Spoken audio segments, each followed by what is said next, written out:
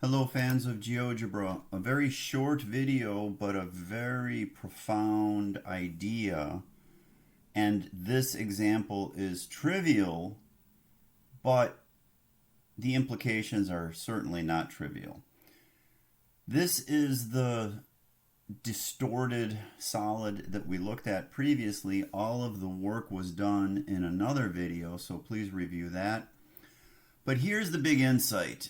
What I did was I found the strain physically in the previous video, just saying in this problem it was just the distortion in the x direction divided by the original length in the x direction. That is the definition of strain in the x direction.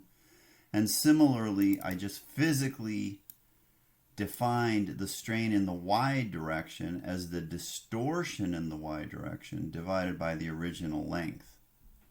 However, there's a much deeper insight here, and that is that I went through some work to get the displacement as a mapped out function throughout the solid.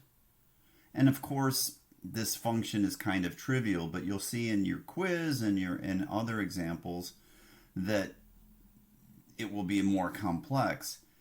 And we know the fundamental definition of strain is partial u partial x in the x direction. That is the fundamental definition of strain. And the fundamental definition of strain in the y direction is partial v partial y.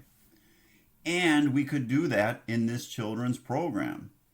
We will use this tool. It's called the computer algebra system. It doesn't show up by default, but it's here, right here under the view, CAS.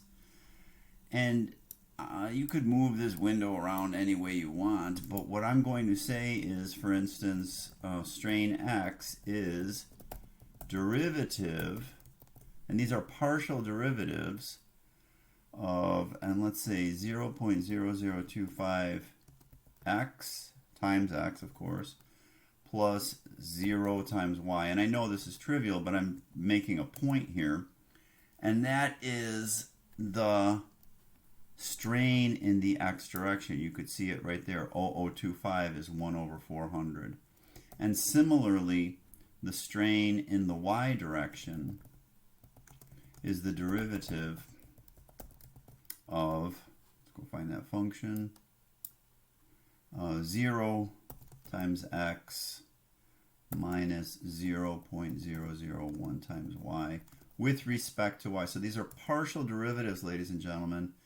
And to me, that is a really interesting and important insight that links this kind of physical undergraduate world of what is strain, its change in length over the original length, to the graduate level definition of strain. What is the graduate level definition of strain in an axial direction like x?